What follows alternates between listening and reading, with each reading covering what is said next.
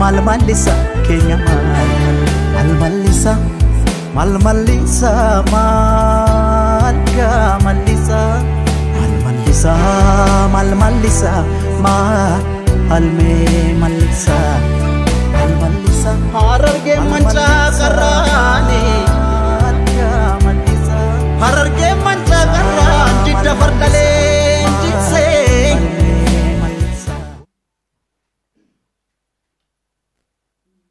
Duraan dursee gaa yeroodhaan jalqabu keenyatti dhiifama siin gaafanna. Dhiifama nu gootuuti. Maa caallistarre? Eshi duraan dursee akka hunda dandeenyu nu godhee kana siin nu ga'ee Waaqayyoo haadha isaa wajjin haa galatoomuun jedha. Guyyaa har'aa kana sitti walitti qabamnee wareegamuu Hacaaluu Hundeessaa waggaa 5ffaa fi badhaasa Hacaaluu Hundeessaa 4ffaa ibsa isinii gochuu fi isinis waamicha keenya kabajanii asitti argamuu keessaniin maqaa faawundeeshinii Hacaaluu Hundeessaatiin guddaa galatoomaa isiniin jenna. በመጀመሪያ ሁሉን እንድንችል አድርጎ እዚህ ያደረሰን እግዚአብሔር ከናቱ ጋር ይመስገን እላለሁ። ዛሬ እዚህ የተገናኘነው የሃጫሉ ሁንዴሳን 5ኛ ዓመት መታሰቢያ በማሰብና የ4ኛ ዓመት አዋርድ ምክንያት በማድረግ የመግለጫ ልንሰጣችሁ ነው። እናንተም ጥሪያችን አክብራችሁ እዚህ በመገኘታችሁ በሃጫሉ ሁንዴሳ ፋውንዴሽን ስምና በሃጬ ስም እናመሰግናለን እንላለን። በቀጥታ እንግዲህ ወደ መግለጫው ለመሄድ መጀመሪያ ወደ ገላና አስተላልፋችኋለሁ ማለት ነው።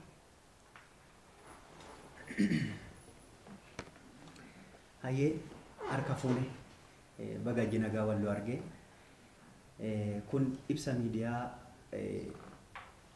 ቦርዲን ፋውንዴሽን ሃጫሉ ሁንዴሳ ሰበባ አዋርዲ ቆጴሱ ጉያ ድግደሚ ለማ ወተበጂ ድግደሚ ለማ ገገፈሙን ኢብሳ ክስኒ ከኑ ፈስቲ አርጋምኔ badhaasa Hacaaluu Hundeessaa marsaa arfaffaadha kuni badhaasni kuni waggaa waggaan waxabajjii 22 kan geggeeffamu guyyaa Haceen itti wareegame sababeeffachuu fi kaayyoo Hacaaluu itti fufsiisuudhaaf kan faawundeeshiniin Hacaaluu bu'uureffatedha. Badhaasni Hacaaluu Hundeessaa dameelee 11 of jalaa qaba. Dameeleen 11 kunis albama waggaa wallee waggaa wallee aadaa wallee ammayyaa wallisaa cimaa waggaa wallistuu cimtuu waggaa wallisaa yookaan wallistuu cimtuu haaraa qindeessaa cimaa waggaa qindeessaa muuziqaa jechuudha. Viidiyoo sirba filatamaa waggaa sinemaatoogiraafii filatamaa waggaa kiroogiraafii cimaa yookaan cimtuu waggaati. Kana malees muuzikirii badhaasa adda ta'e hin qaba. badhaasa umurii guutuu yookaan life time achievement kan jedhamu sin qaba. Damee 11 alatti jechuudha. Sirboonni yookaan kan waliin dorgomsiifaman kuni sirboota bitootessa 22 bara 2016 hanga bitootessa 21 2017 gidduutti bahan yoo ta'u calalliin duraa ogeessaan calalamee abbootii seeraatiif ergama. Haalli calallii albamoota 5 dabalatee sirboota 300 ol ta'an walitti qabamaniiru. Sirboonni kunneen weebsaayitii irratti kan galmaa'anii fi keessaan kan ergamanii yookaan funaanamanidha.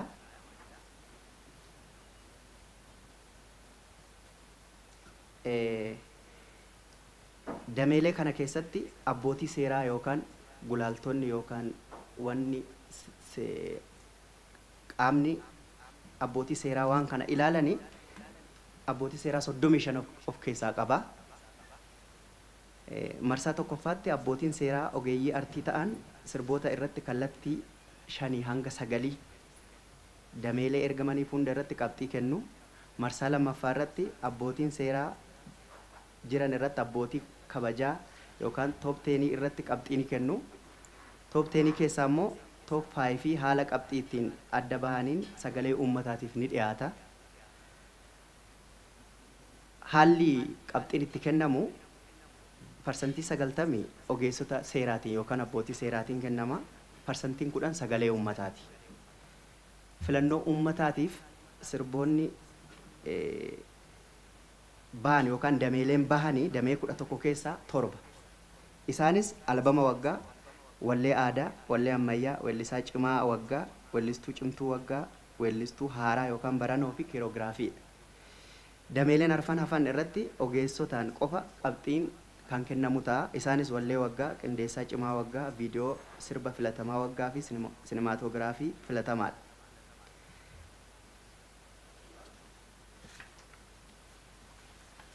Kanaan alatti sirboonni barana ba'an keessaa walleen 2 filannoo kanaaf yookaan dorgommii kanaaf hin dhiyaanne. Sababni isaa sirbi tokko nama 2 sirbame.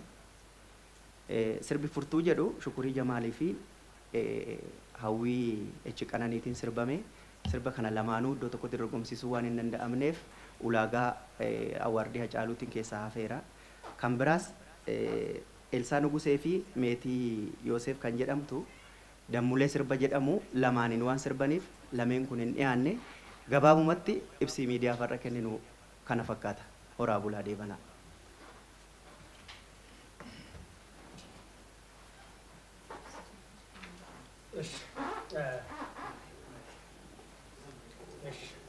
እናመሰግናለን።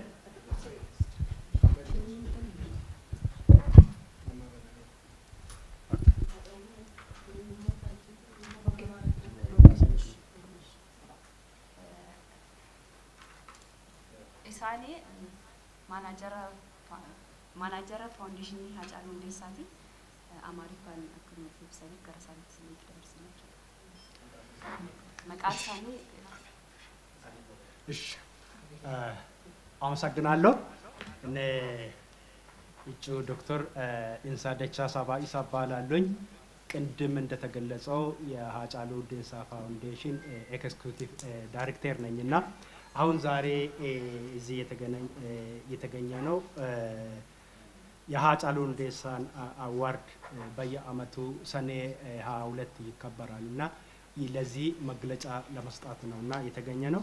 ስለዚህ የሃጫሉ ሁንዴሳ አራተኛ ሽልማት ወደ 11 ዘርፎች የያዙ ሲሆኑ አንደኛ የአመቱ ምርጥ አልበም ሲሆን ሁለተኛ የአመቱ ምርጥ ዘፈን ወይም ደግሞ ግጥምና ዜማ ደራሲ ይሆናል። ሶስተኛ የአመቱ ምርጥ አቀናባሪ፣ አራተኛ የምርጥ ባህል ዘፈን፣ አምስተኛ ምርጥ የዘመናዊ ዘፈን፣ ስድስተኛ የአመቱ ምርጥ የወንድ አርቲስት፣ 7 የአመቱ የምርጥ የሴት አርቲስትና 8 ምርጥ የአዲስ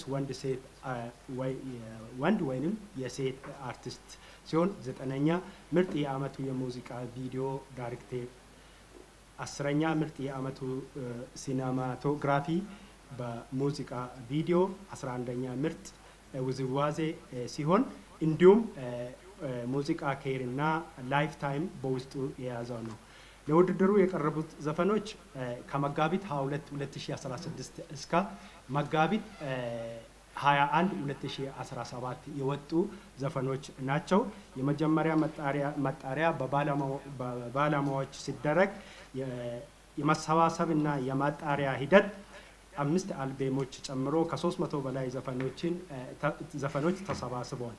ዘፈኖቹ በዌብሳይት ላይ የተመዘገቡና በውስጥ የተሰባሰቡ ናቸው።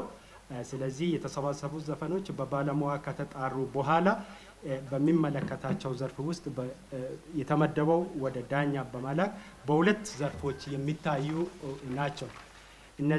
በእነዚህ ዘርፎች ውስጥ 35 ዳኞች ወይም ባለሙያዎች ተሳትፈዋል።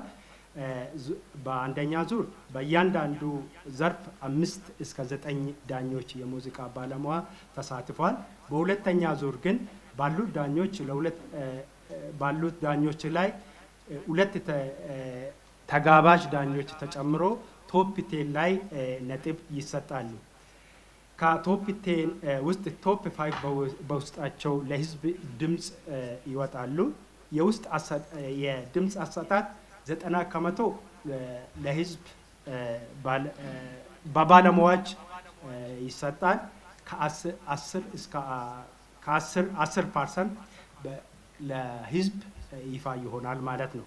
ለህዝብ ድምጽ የሚቀርቡት 7 ዘፈኖች ናቸው። እነሱም የአመቱ ምርጥ አልበም፣ የአመቱ ምርጥ ባህል ዘፈን፣ የአመቱ ምርጥ ዘመናዊ ዘፈን፣ የአመቱ ምርጥ ወንድ አርቲስት፣ የአመቱ ምርጥ የሴት አርቲስት፣ የአመቱ ምርጥ አዲስ ወንድ ሴት አርቲስት፣ የአመቱ ምርጥ ውዝዋዜ ሲሆኑ ለህዝብ ይፋ የማይወጡ የአመቱ ምርጥ ዘፈን ግጥም እና ዜማ ደራሲ፣ ምርጥ የአመቱ የሙዚቃ ቪዲዮ ዳይሬክተር፣ ምርጥ የአመቱ ሲኒማግራፊ በሙዚቃ ቪዲዮ፣ የአመቱ ምርጥ አቀናባሪ ሲሆኑ የድምጽ አሰጣጥ ቅድም እንደተጠቀሰውና እንደተገለጸው በዌብሳይት ላይ የሚገኝ ይሆናል። ሌላ ቅድም በኦሮምኛ እንደተገለጸው 2 ዘፈኖች ተመሳሳይ ዘፈኖች በአንድ ጊዜ የወጡ ሲሆን እነሱ ለውድድር አይቀርቡም። እነሱም ፉርቱ የተሰኘው ዘፈን በሽኩሪ ጀማልና በሃዊ ቅና የወጣና እንዲሁም ሌላው ደግሞ ደሙሌ የተሰኘው ዘፈን በአርቲስት ኤልሳ ንጉሴና ሜቲ ዮሴፍ የተሰሩ ናቸው። እናመሰግናለን።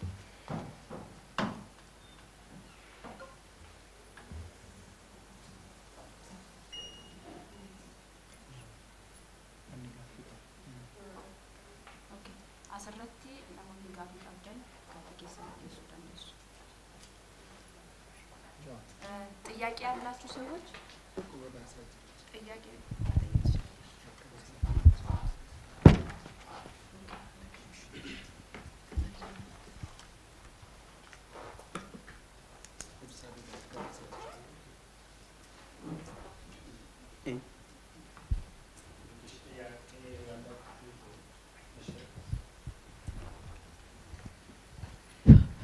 galatoma wanti gaafachuu barbaadu gaaffii lamaadha. eenyu jennu eessarraa? Abdii Xaahiriin jedhama ibisiira. Gaaffiin inni tokko faani kan asiin duraarraa maaltu adda godha? Hanga ammaa kan geggeeffameen maaltu sabbarana kan adda godhu maalidha kan jedhu. Lammaffaan immoo ijoollee erga inni wareegame jalqaba waggaadhaan yookiin immoo ji'aan guyyaa amma immoo guyyaatti iyyuu Hacaaluu Lammaffaa Sadaffaa kan jedhaa jiran kan akkamitti ilaaltu? Hacaaluun sagalee qofaani elegaansiisaa baay'eedha. Gaafa kana godhan immoo kwaalitii Hacaaluu keenya nu jalaa gadi buusanii. Kanaaf maalitti deema gara fuulduraatti wanta kana dhaabuudhaaf maalirra jirtu kan jedhudha. Galatooma. nama biraa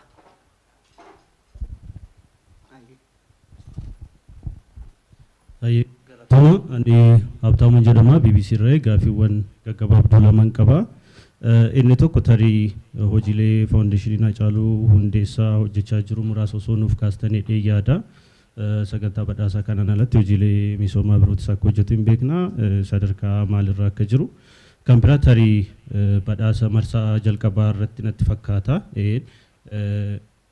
Faawundeeshiniin kun giddugala leenjii artiistootaa hundeessuudhaan artiistoota ol adeemoo akka jajjabeessu akka leenjisu giddugalli kun akka hundaa'u wanti dubbatame yookaan immoo karoorri akka jiru kaa'amee ture. Tarii wanti sun yeroo ammaa maal irratti argama kan jedhu osoo nuuf kaastanii. Kan biraa tarii kanaan dura adeemsi filannoo sirbootaa parsantii 70 ogeeyyiidhaan yookaan murteessitootaan dhibbeentaan 30 immoo uummataan ture.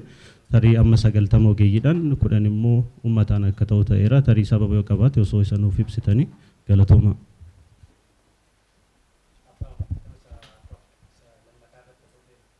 Faawundeeshiniin Hacaaluu Hundeessaa giddugala leenjii artiistootaa hundeessuudhaan artiistoota akka leenjisu wanti karoorri kaa'amee ture. Tarii wanti sun maalirra ga'eera?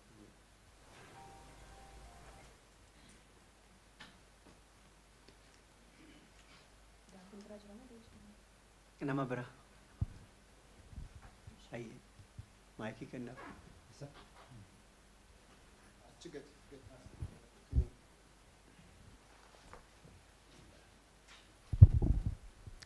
Tole galatooma Waaqoo Bultii Dirree Miidiyaa irraati.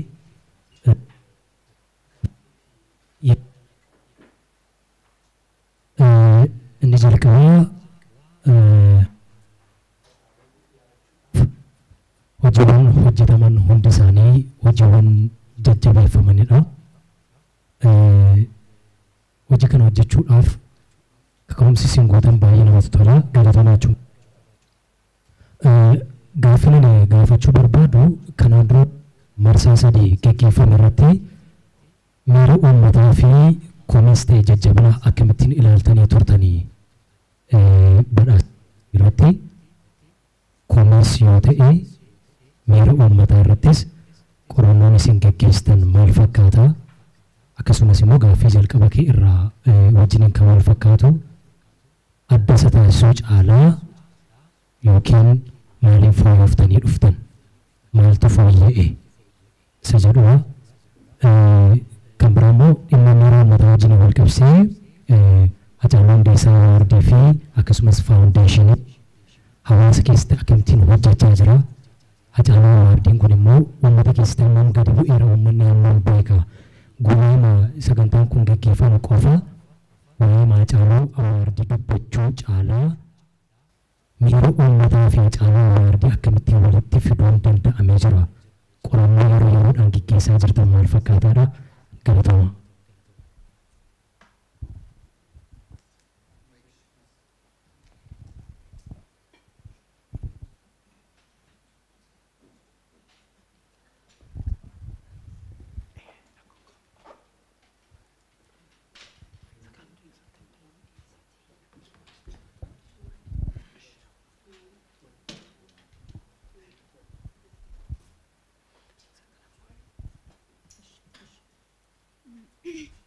Galatoomaan jedha.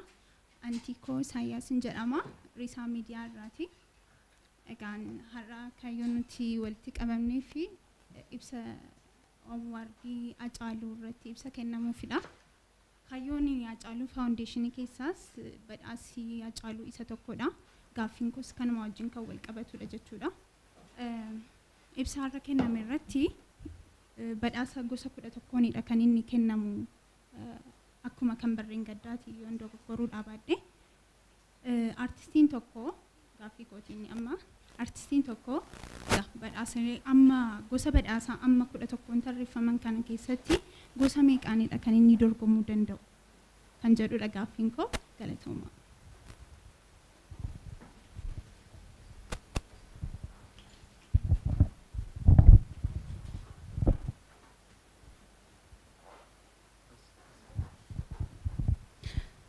Galatoomaayi Soofumar miidiyaa irraayi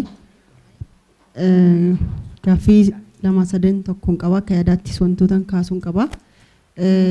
Jalqaba irratti galataaniin jalqaba Hacaaluun faawundeeshiniin Hacaaluu hojiiwwan hojjetam argaa turre namoota rakkatan beelaan kan akka Karrayyuu yeroo dhaqqabanitti iddoo garaagaraatti beelawwan jiran jalqaba irratti yeroo birmatu argineeti jira. Sanni baay'ee galateeffachuun barbaada. Waggaa waggaatti sagantaa qophaa'an alattis jechaadha. Kan biraa egaa waggaa waggaatiin badhaasonni namoonni gurguddoo yaadaman warreen seenaa fi aadaa beekan kanneen badhaafaman argineeti jira waggoottan darban keessatti. Wareegama Hacaaluutiin wal qabatee namoonni qaama miidhamanis rakkatan baay'eenis jiranii hangama kiyyaan kanan afgaaffii taasises jiran yeroo adda addaatti deeggarsa gaafachaa jiru. Ijoollee akkasii sanaa fi yoo xiqqaate waggaa waggaatiin too yaadatamuu danda'anii yaada jedhu kaasuuf hin barbaada. Maaliif faawundeeshiniin kun guddaadha. Saba bal'aa qabateeti jira. Dhaabbilee garaagaraa jiranii isaan otoo yaadatamanii yaada jedhuun qaba. Gama immoo hojiiwwan isaatiin wal qabatee nama lubbuun hin jirre hojiiwwan isaa yeroo adda addaatti haala adda addaatiin hayyamamaatiin alallee yeroo hojjetaman argineeti jirra. Suni otoo maatiin hayyamamee dura maatii wajjin mari'atamee waggaa waggaatiin yookiin yeroo adda addaatti waan isaan wal qabatu hojjetamee gaariidha. Beekamtii maatiitiin alatti ammoo wantoonni hojjetaman sun artificial intelligenceetiin IAtiin wantoonni hojjetaman sun xiqqoo miira uummataas haa ta'u kan maatii immoo irra caalaan ni miidha akkuma yeroo darbe argine sana jechaadha. So namni yaada isaa yookiin hojiiwwan isaa hojjechuu barbaadu hayyamaan fudhatee otoo hojjetee yaada jedhu sana kaasuun barbaade galatoomaa akka milkiin xumuramu abdiin qaba.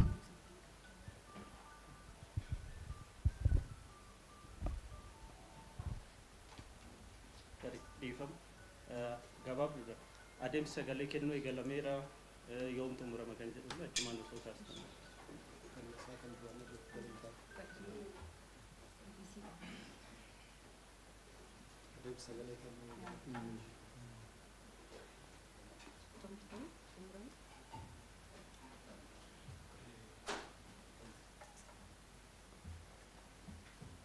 Tolee guddaa galatoomaa jecha duraan dursa maqaan koo Sanyiin jedhama JMN irraan dhufe akkasitti walitti qabamuun keenya guyyaa yaadannoo Hacaaluu keenya qaalii keenya nurraa wareegamuu isaatiinidha. Sagantaa ibsa miidiyaa irratti argamna. Gaaffiin ani qabu gosoonni yookiin immoo dameewwan 11 irratti badhaasonni kennaman ni jiru. Isaan alatti immoo badhaasni addaa ni jira. Warrootiin dameewwan 11 kuni ulaagaa akkamiinidha kan isaan badhaafamanii gulantaa isaan ittiin madaalaman immoo akkamidha. Maaliif amma fakkeenyaaf badhaasichi warra kamtu qarshii irratti fakkeenyaaf qarshiin kennamu ni jira. Awaardii sana cinatti qarshiin kennamu jira. Warroota 11 kana keessaa gulantaa isa kamiin wal caaleetudha qarshiin sun kan inni kennamu warroota gadi tarreeffaman kana keessaa gaaffiin jedhuun qaba galatooma.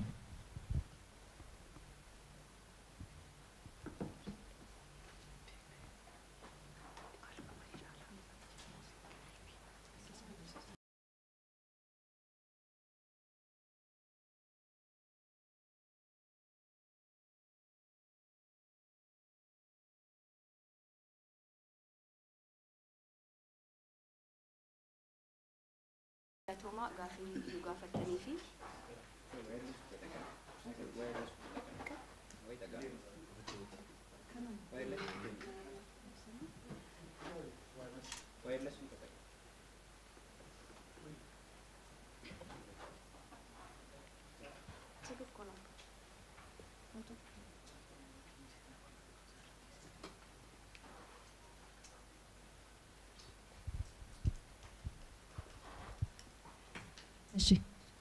galatooma gaaffii nu gaafattanii fi walumatti qabee keessaa kan isinii deebisu jira, kan isaan deebisan jira, kan innis deebisu jiru, kaanis warri yaadatti kennan jiru waan ta'eef ani ABC'n kan gaafateerraa innaan ka'u kan calqaba maaltu adda godhaa awwaardii Hacaaluu Baranaa kan jedhuufi kan adda isa tokkumadha kan barreen gaddaa wajjiniin tokkumadha kaataagoriin saarree tokkumadha garuu kan adda godhu uummatatti kiilogiraafiin waggaa har'aa hin baane ture kan adda isa godhu barana kiilogiraafiin uummataaf hin bahaa kan biraa wareegamuu Hacaaluu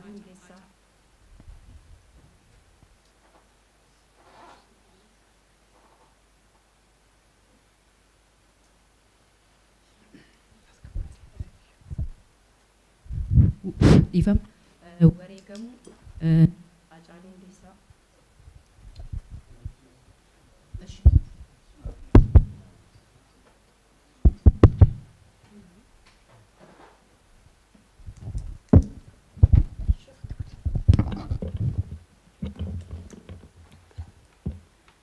inni kan biraa wareegamuu Hacaaluu Hundeessaa laalchisee kiilooleessummaa sagaleetiin ijoollee galmeessinee weebsaayitii irratti guyyaa 14f leenjiin kennamaa jira.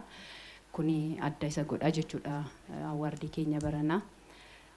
Inni kan biraa maal haala kamiin kan iddoo kana gaafatame haala kamiinidha kan madaaltanii kan jedhu irratti ulaagaalee garaagaraa qaba. Kaataagoriin 11 iyyuu ulaagaa adda addaa qaba. Ulaagaan sun abbootii seeraa bira deema. Abbootiin seeraa ulaagaa sanaatiin kennu jechuudha. Akkuma dura ibsamee akka ifa isiniif ta'uuf marsaa lama qaba. Akkaataan itti kennamu jechuudha qabxiin hulluu. Dura weebsaayitii irratti edda galmaanii booda keessaanis edda sassaabamanii booda ogummaan ogeessaan laallamuu waan qabuuf abbootii seeraa bira otoo hin deemin dura gara abbootii seeraatti kan deeman hin calalamu sirboonni jechuudha. Sirboonni 300 ol walitti qabamanii jiru. Hunduma jedhameera jenneerra isiniin ibsinu. Inni akka jirutti abbootii seeraa bira jira deema otoo hin taane calalamaniitu abbootii seeraatiin ogeeyyotaan laallamaniitu sana boodadha gara abbootii seeraa 5 hanga 9 kan ta'anitti kan deeman jechuudha. Isarratti ulaagaan 11 abbootii seeraa 35 kan irratti hirmaatan jennee isinii ibsineerra. Ulaagaan tokkoon isaanii abbootii seeraa 5 kan isaa olis qaban ni jiraatu. Inni kan biraa haala kamiin gaafii I think isheen gaafatteedha. Haala kamiin yookaan immoo haala kamiin hojiin tokko artistiin tokko itti gaafatte isheen artistii tokko otoo hin taane ulaagaa isa ilaallatu hundarratti hojii qabataanaan hojii isaatu achi keessatti dorgoma. Dubbii keenya irratti gaa artistii miti kan dorgomsiisnu kan akka nu hubattan barbaadnu hojii dorgomsiisna. Hojiin bareeda ta'e ulaagaa sana abbootii seeraa bira deemee darbee taanaan hojiin isaa tulaalama malee nama isaa miti jechuudha. Muuziqaan yookiin hojiin tokko kaataagorii 11 keessatti dorgomuu danda'a. Kaataagorii adda addaa irratti jechuudha kan isa laallatu keessatti. Inni kan biraa haala qarshii kennitu qarshii wajjiniin dhuftan kan jedhameefi irra jireessa albamiidhaaf kan qarshiin kennamu kan adda isa godhu guddaan jechuudha. Albamiin maaliifi xaarii baay'ee barbaadaa waggaa 2 ol waggaa 3 warri hojjetan jiru waan ta'eef isa ibsa otoo hin taane isaan bakka isaa bu'a otoo hin taane jajjabaadhaadhuma. Hacaaluun gaannaa lubbuun jiru namootuma wannoo jedhan jajjabeessa waan ta'eef awwaardiin kunis leegaasii isaatti fufsiisuuf waan ka'eef akka jajjabeenyaatti malee wanti kun isaan bakka bu'a yookaan immoo isaan fayyada jennee miti kan kenninu jechuudha. Isaan kaaniif immoo akkuma jajjabeessuma amileetti akka nu laaltanidha. Inni kan biraa I think asii ka'e kan acee wareegame irratti Oromiyaa guutuutu wareegame. Oromiyaa guutuutu hin taane addunyaattis biyyoota adda addaatti kan hin dhaga'u jira. Isaan akkaataa kamiin yaadachuu dandeessu kan jedhu kuni ani akka faawundeeshinii Hacaaluu Hundeessaatti akka haadha manaa Hacaaluu Hundeessaatti akka goota kootti yookiin dubbadhu hundi keenyayyuu nu qofa otoo hin taane faawundeeshinii Hacaaluu Hundeessaa otoo hin taane hundi keenyayyuu hirmaannaa mataa keenyaa qabna waan ta'eef bakka arginetti hamileedhaanis haa ta'u waan dandeenyeen haa gargaarru jenna. Gara fuulduraa garuu pilaatfoormiin uumamuu danda'u hin beekamu.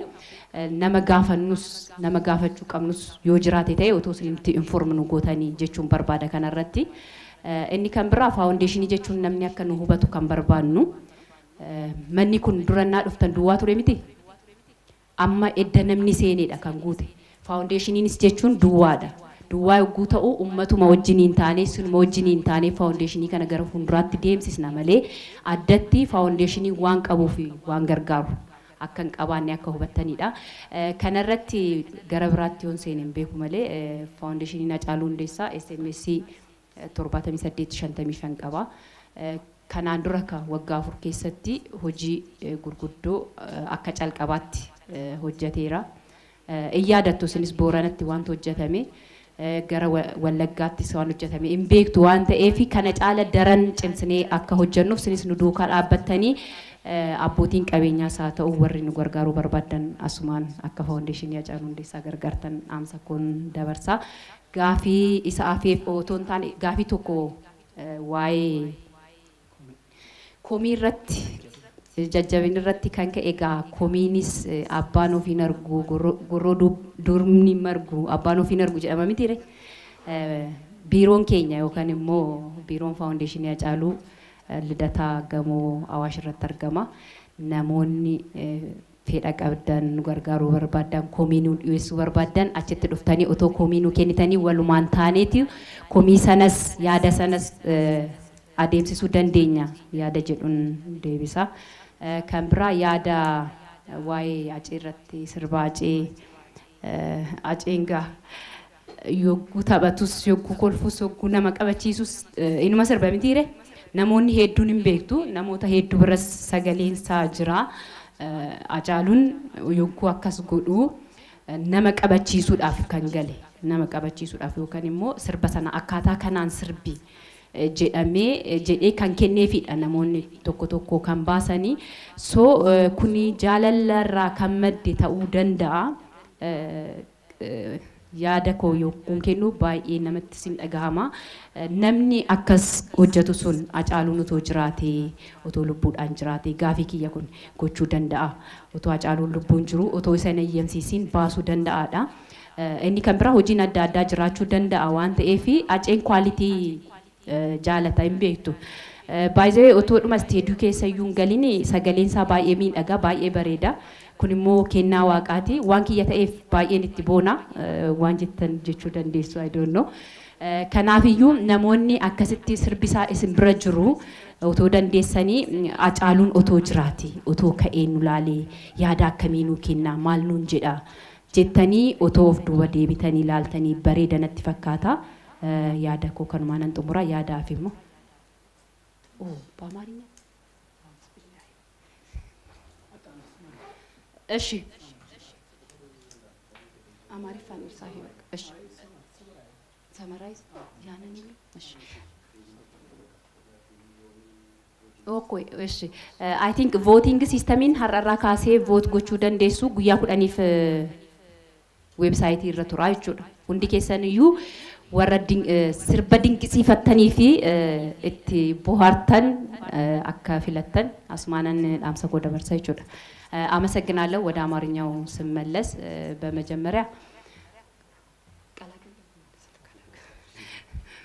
በመጀመሪያ ያው የተለያዩ ጥያቄዎች ተነስተዋል በጥያቄው መሰረት ያጫሉ እንዴሳና አዋርድ ምን ለየት ያደርገዋል ለሚለው ካምናው እንዳምናው ነው ካታጎሪው ምንም የተለየ ነገር የለውም ግን ለየት የሚያደርገው የኪሮግራፊ ወይ ደግሞ የዳንስ ቡድን ለህዝብ ይፋ አልሆነም ነበር አምና ዘንድሮ ግን ይፋ ሆኗል በተጨማሪም ያጬን መገደል በማስመልከት ለ14 ቀን የድምጽ ስልጠና እንሰጣለን እየተሰጠነ ያለው ይሄ ለየት ያደርገዋል ምክንያቱም እሱን በማሰብ እሱን ለመዘከር ስንል የምናደርገው ነገር ነውና ብዙ ነገሮች እሱን ሊዘክሩትም ሊያስቡትም አይችሉም ቢሆንም ያቅማችንን ያህል እንሄዳለን ማለት ነው ሌላው ምንድን እንዴት ነው እንት ዘፈኖቹ በምን ካታጎሪ ነው የሚታዩት ለሚለው 11ዱም ካታጎሪ የተለያየ የሚመዘኑበት ሚዛን አለ በመጀመሪያ የተሰበሰቡት ዘፈኖች በዌብሳይት እና በውስጥ ነው ከ300 በላይ ነው 300 እንዳለ ወደ ዳኞች ይሄዳል ማለት ሳይሆን ከሞያው በሞያው ሰዎች ይጋበዙና በሞያው ጨለሊ ወይ ደግሞ ማጣሪያ የሚያደርጉ ባለሙያዎች አሉ እነሱ ካጣሩ በኋላ ነው ወደ ዳኛ የሚሄደው ምክንያቱም ይሄ ሁሉ ዘፈን ዳኛ ጋር ሲሄድ ብዙ ጊዜም ሊፈጅ ስለሚችል ግን ማለፍ ያለባቸው የራሱ የሆነ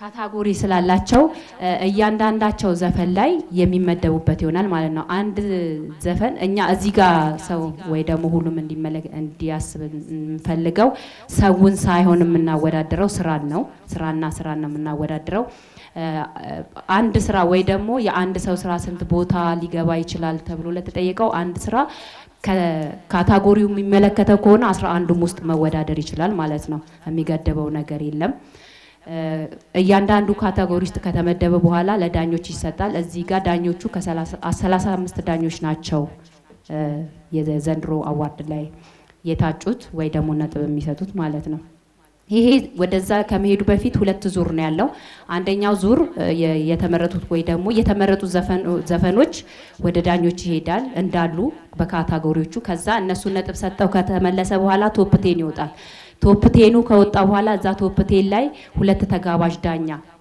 በእያንዳንዱ ካታጎሪ ላይ ሁለት ተጋባዥ ዳኛ ይገባል ይጨመርና ለነሱ ተመልሶ ቶፕ 10ዎች ይሰጣሉ ማለት ነው ከቶፕ 10 ውስጥ ደግሞ ቶፕ 5 ይወጣል ቶፕ 5 ነው ለህዝብ የሚወጣው ማለት ነው ሌላው መሲ ያነሳችው ጥያቄ ነበርና እሱ ጥያቄ እንግዲህ አንድ ሰው ሁለት ሰው ወይ ሶስት ሰው አይደለም እንደ ኦሮሚያ ነው እንደ ሀገር ነው ከሀገርም አልፎ እንደ ዓለም ነውና ባጪ መሞት ሁሉም ሰው የተጎዳው በነገራችን ላይ አጪ ተገላገለ ነው ምሎኔ እኛ ቆመን እዚህ በቁም ከመሞታችን ይልቅ ማለት ነው እነዛን ሰዎች ሁላችንም ወይ ደግሞ ይሄ ፋውንዴሽን ምን አርጎ አሰባስቦ እንትን ይላል ምን አሰባችሁ ለሚለው ፋውንዴሽኑ ብቻ ሳይሆን እንደ ሀገርም እንደ ህዝብም እንደ ጋዜጠኛም ሁላችሁም ማሰብ ያለባችሁ ነገር ስለሆነ ወደ እናንተው ከኛው ወደኛው እንመልሳለን ማለት ነው። ሁሉንም ስለሚመለከት ማለት ነው።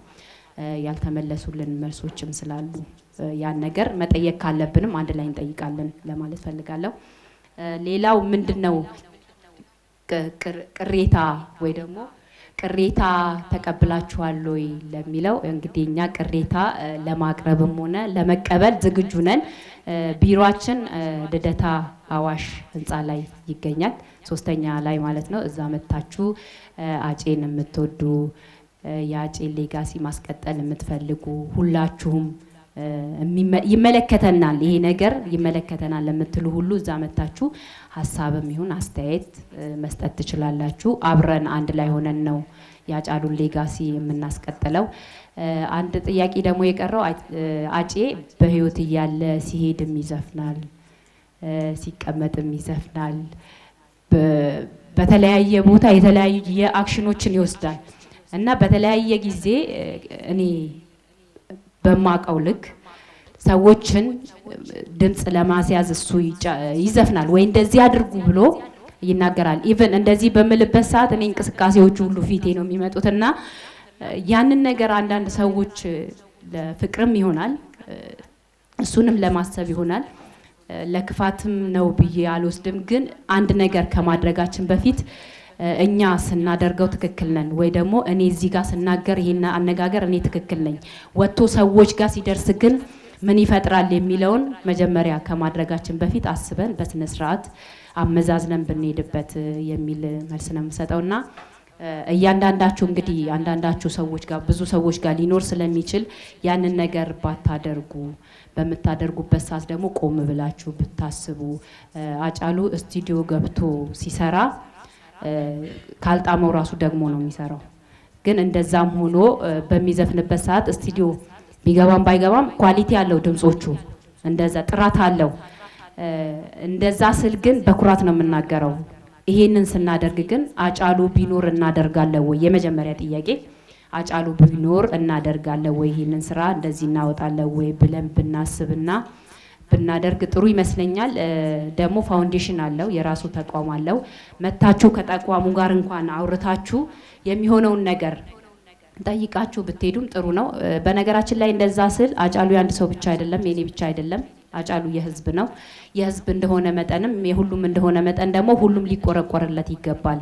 የሚጠፋ ነገር ካለ አብረን ማስተካከል ይኖርብናል የሚል መልስ አለኝ። አመሰግናለሁ። ሌላው ዌብሳይት ላይ ከዛሬ ጀምሮ 7 ዘርፎች ወጥተዋል። ከዛሬ ጀምሮ ድምጽ መስጠት ትችላላችሁ። እስከ 10 ቀን ነው የሚቆየው። የምትወዱትና የምታደንቁትን ዘፈን ድምጽ ስጡላለው። እግዚአብሔር በሰላም እንግዲህ ለዛለት ያደርሰን እላለሁ። መድረሳችንን እኛ እናቅምና አመሰግናለሁ።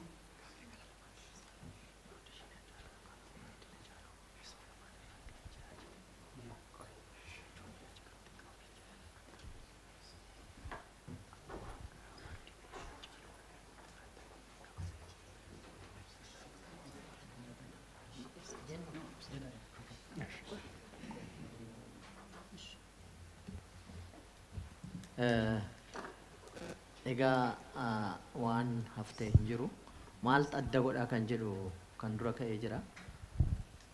Wantoonni xixiqqaa wanta adda godhan hin jiraatu. Teeknikaalii wantoonni hojjetaman wantoonni asitti ibsamuu hin yaalamne waan baay'ee jira. Fakkeenyaaf amma kan leenjii ka'eera.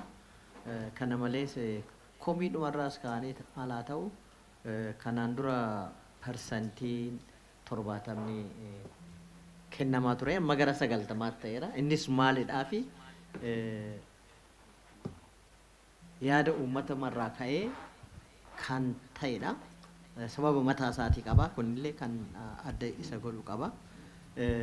Kan biraa immoo kan adda isa godhu egaa kan bara darbeedha. Kun kan bara kanaa immoo isaas kan hojjetamedha. Adeemsi isaa garuu adeemsi isaa tokkuma haa ta'u malee kan baranaa kan waggaa tokko kan baranaati kan darbe isa darbeedha jechaadha. Waa'ee giddu galeessaa kaasaniiru. Giddu galeessa Hacaaluu giddu galeessan ijaarratanii iddoo lafti leenjiin kan itti kennamu iddoon ogummaa aartii itti babal'atu itti beekamu haala kana jedhamu isa egaa gochuudhaafi faawundeeshin Hacaaluu waan guddaa waan baay'ee hojjeta waan gurguddoo keessaa isa tokkodha awwaardiin kun isa tokkodha malee kan gargaarsa ijaarsa laalchisee deeggarsa namaa gochuu laalchisee waan baay'eedha kamtu dursa kamtu ittaana kan jedhu haala kanaan deemaa irra jiraata kan ijaarsa hoggaalee immoo maaliidhaa fi tiyooriin qophaa'uutu irra jiraata wanta amma qophaa'uu jira jiru iddoon itti ijaaramu kun filatamuutu irra jiraata iddoon sun qaama dhimmi ilaaluuf gaafatamuutu irra jiraata waan guddaadha jechaadha adeemsu kun har'uma otoo hin ta'in yeroo dheeraa kan fudhatudha wanti kunis waan calqabame qaba kan jedhu kana kaasuun nu barbaadeetanii kan biraa maal namoonni baay'ee sababa Hacaaluutiin kan qaamni isaanii miidhame kan hagammaa rakkoo keessa jiran ni jiraatu maalidha faawundeeshiniin kun jara kanaa maal yaada kan jedhu kun yaada gaariidha eeruu gaariidha kan ammasii ka'e gara fuulduraa kan itti yaada kana qofa miti hojii baay'eetu gara fuulduraa kan itti yaadamu jira hojii keenya keessaa kun isa tokkodha galatoomaa isiniin jechuun barbaada maaliif aartistiin tokko bakka meeqatti kan jedhamu dhugaadha hojiidha kan dorgomamu hojiin sun hojii 11 keessattuu dorgomuu dandeenyaan 11 keessattuu hin dorgomama 11 keessattuu mo'achuu dandeenyaan immoo ta'a 11 keessattuu mo'atamuu dandeenyaan immoo mo'atamaa jechaadha kun haala kan ilaalama gara fuulduraa wanti kun maal fakkaata bayeessamoo maal kan jedhu qorannoo guddaa paablikiitti dhiyeessinee artistootaas fi gaazexeessootaattis dhiyeessinee wanta akkasii kun guddina ogummaa aartiitiif babal'ina ogummaa aartiitiif bu'aa qabu bu'aa hin qabu kan jennu dhiyeessinee kan kana gara fuulduraa yaada biraa irratti fudhannu kan ta'udha. Ulaagaa kan kaasan jiru ulaagaa kana kan baasu faawundeeshinii miti faawundeeshinii keessa koreen teeknikaa jira koree teeknikaa kun ogeessota ogeessitu ogummaa sana wajjiniin muuxannoo dandeettii beekumsa kan qabanidha filatamanii ogummaa teeknikaa sana keessa kan jiranii halkaniif guyyaa kan hojjetanidha isaantu ulaagaa sana baafata ulaagaa sana baasanii immoo warra abbootii murtiitti kennatu warra abbootii murtiis immoo amma adeemsa salphaa miti adeemsa baay'ee guddaadha isaanis immoo laalaniit immoo waan sanarraa otoo hin fagaatin dabalanii ulaagaa kana baasu haala kanaan kan inni adeemu ulaagaan sun ulaagaa guddaadha caala faawun warra teeknikaa fi warra abbootii murtii sanadha jechaadha kan caala beekuu danda'u maalidhaa fi barumsaa qabu muuxannoo isaa qabutti dhiyeenya qabu haala kanaan otoo laalamee baay'isee gaariidha kan jedhu kanadha kan biraa sagalee kennuu yooma kan jedhu kun waan deebii argateef waan sana homaa kana caalatti dabaruun barbaachisaa miti qarshiis eenyuuf kan jedhama kana barbaachisaa kana caala miti wanti guddaan hojiiwwan baay'ee keessaa faawundeeshiniin hojii hojjetu keessaa ishiin kun isa takkadha inni tokkaa kun immoo maal yogaa inni Hacaaluun guddina aartiitiif babal'ina aartiitiif aartiin akka beekamu akka guddatu kan godhu fi aartiin immoo guddina hawaas dinagdee keessatti gahee inni qabu hojii keessatti maal akka ta'e kan agarsiisu waan kun leegaasii isaa keessaa isa tokko hojaa ta'eef kana qabannee irra jirra kanumatti dabaluun barbaade galatooma.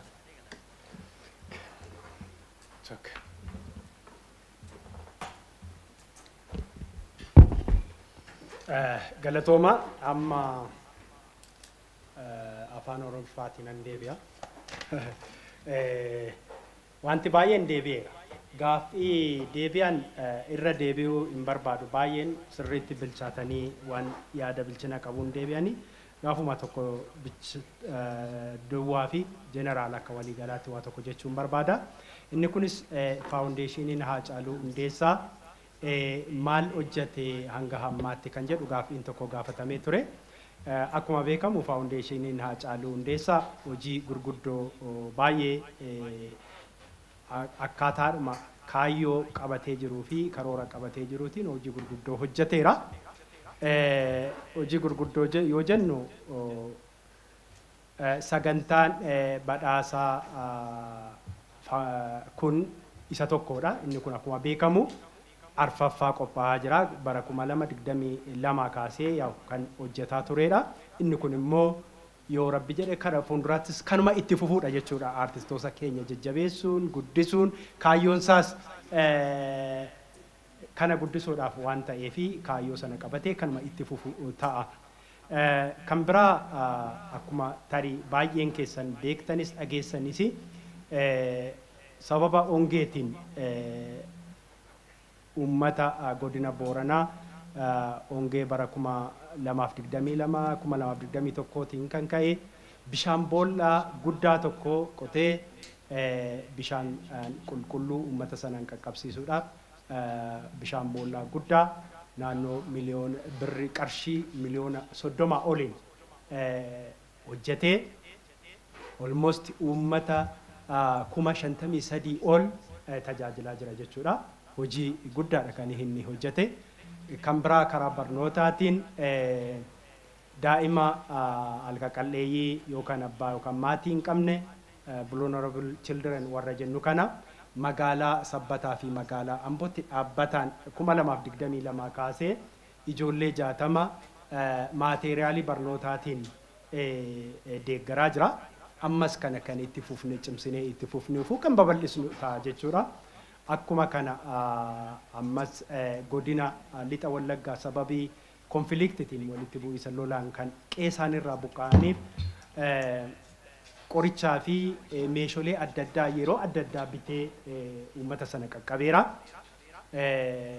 Kan Booranaallee akkuma kana bishaaniin dabalatee sababii hongeetiin gogiinsaatiin uummata miidhame meeshaalee adda addaa bitee kenneera. Bara kana immoo akkuma beektan godina Baha Shawaa keessatti aanaa Fantaallee uummata karrayyuu sababa kirkira lafaatiin warra iddoo isaanii qeesaan irraa buqqa'aniif daakuu fi zayita bitee gargaarsa godheera. Abbaa warraa gara 360 kan ta'aniif inni kun uummataan yoo baay'istu gaa averejin eenyu keenya householdiin tokko nama 5 jedha. Isa kana baay'istanii argachuu dandeessu. Kanaadha.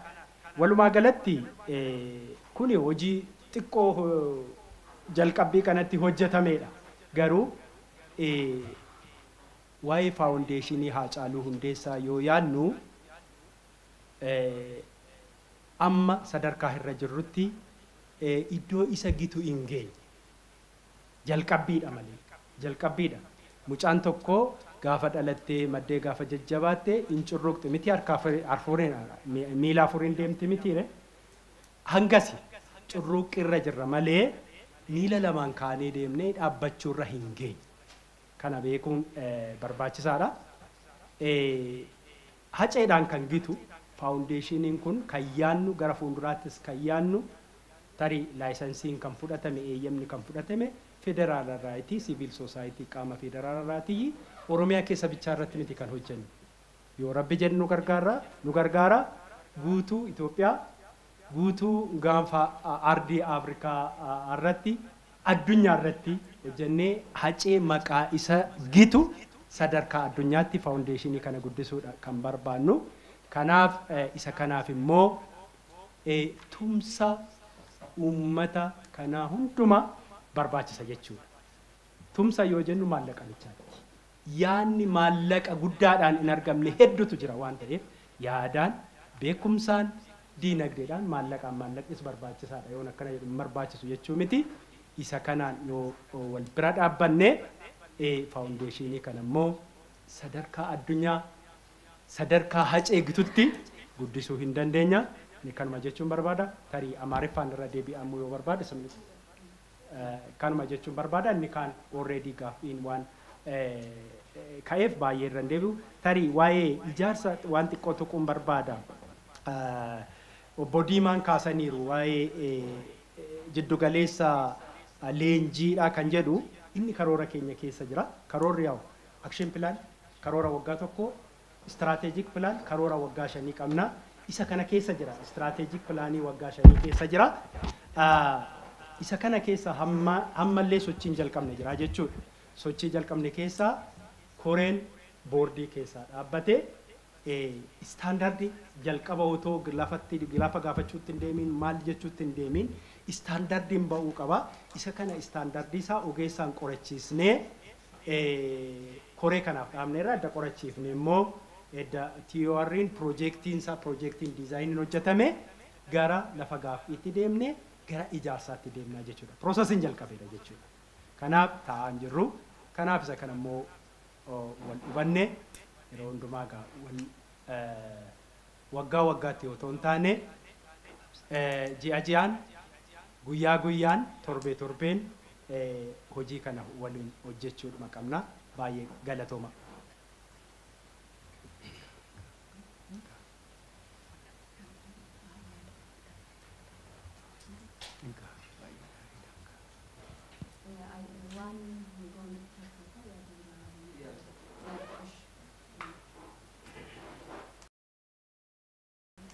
Wanni baay'een ka'ee jira. Ani xiqqoo bakkeen silaa leegaasii acee tiksuudhaaf laallamuu qaba jedhee yaadu. Fakkeenyaaf obboleessa keenya reef kaaseera namoonni baay'een gaafa fakkii acee jedhanii fi acee akkeessan ni jiru jaalalumarraa waan ta'eef jechuudha. Waan baay'ee jaalataniif. Haa ta'uutu garuu aceen intelektuwaalitii isaa afaan wal qabatee tokkummaa uummata eeguu keessatti wal qabatee leegaasii guddaadha kan inni qabu.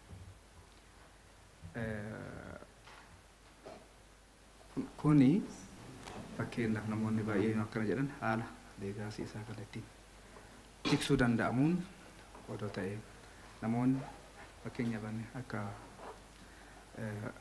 acee fakkeessinaa fakkaannaa jedhanii deeman kun leegaasiiwwan isaa guddoodha waan ta'eef isa kana bifa tiksuu danda'ameen seerri yoo bahe ani akka kootitti yaada kun kooti kan kaasuu barbaade organizationii kanaaf jechuudha. Kanuma galatoomaa.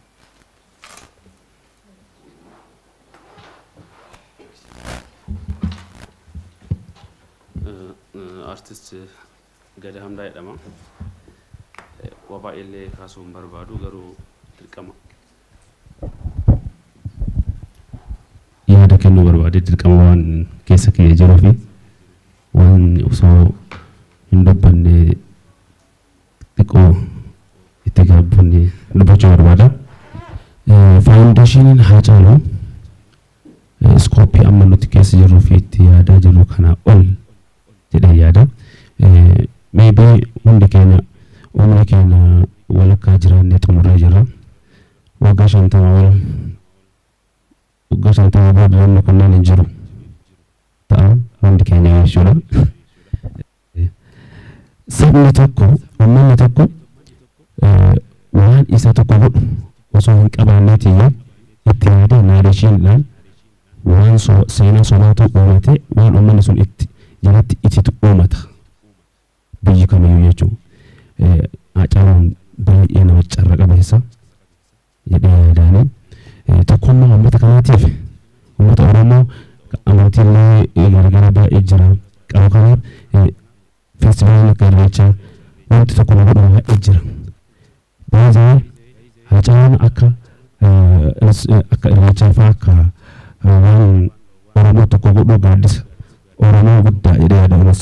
Faawundeeshiniin Hacaaluu kun jenereeshinii fuuldura dhufuuf uummata keenya akka fuuldura jenereeshinii waggaa 200 boodaaf tokkummaa Oromootiif intarviiwwan Hacaaluu qofti gahaadha. Intarviiwwan Hacaaluun kennee darbe yoo Oromoo tokkummaan Oromoo reekisu yookiin xiqqoo socho'u intarviiwwan san poost goonee gahaadha jedhee yaadaan. Kanaafuu faawundeeshinii Hacaaluu kana akka salphaatti akka waan awaardii waggaa waggaan dhufu qofatti hin ilaalina kan maatiitii oli maatiin haga danda'u olitti yeroo hunda dhukkubsata baay'ee irra deemee waan uummanni Itoophiyaa guutuun beeku nama jabduu dubartii jabduu akka Hacee isiitu kanaan waan kana sochoosaa jira. Wanti kun isii oli baay'ee isii ol tokkummaa uummata kanaatiif yaana taanaan institutionii kun faawundeeshinii kun institutionii guddaa uummata kana walitti qabu ta'uu hin danda'a. Fakkeenyaaf wanti uummata tokko walitti qabu miidiyaadha. Haacaaluu miidiyaan osoo jiraate Haacaaluu iskooliin osoo jiraate Oromiyaa guutuu Haacaaluu iskooliin Haacaaluu hospitaal Haacaaluu baank aksiyoona gurguruun hin danda'ama. Abbootiin qabee kun akka biizinasiitti illee akka uummata kana walitti qabatutti illee yaada gurguramaa fi waan uummanni baay'een irratti walii galu jedhee yaada. Haacee baga Oromoof dhalattan jedha.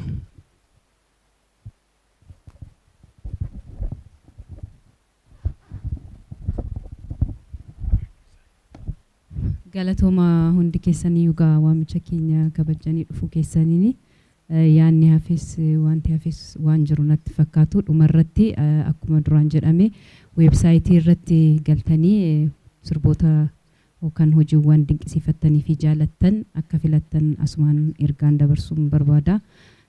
Horaa deebanaa jedha Oromooni. Dhumarratti gaa ergaan koo dhumaa yeroo hunda akkuma jedhu dhugaan haceekoo akkanaa bahu warri xinnaa guddaa jaaroliin abbootiin amantaa hundi keessan amantii qabdaniin Waaqa nu kadhaan jedha. Galatoomaa ulfaadhaa.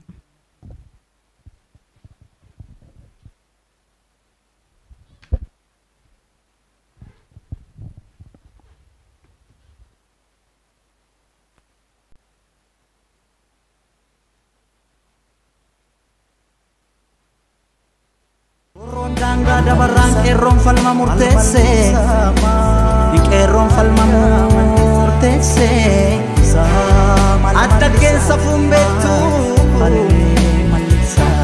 Adda gensa fumbetu Adda ragaba male falma tu kero sumabdin sabayo dille Sibeku far shoror kau kanaf garaja batu irrefum nakabanini jibata falma tu sin miti farda keyu imbeku barek jani Gaafa garre na doa Gaafa makale sani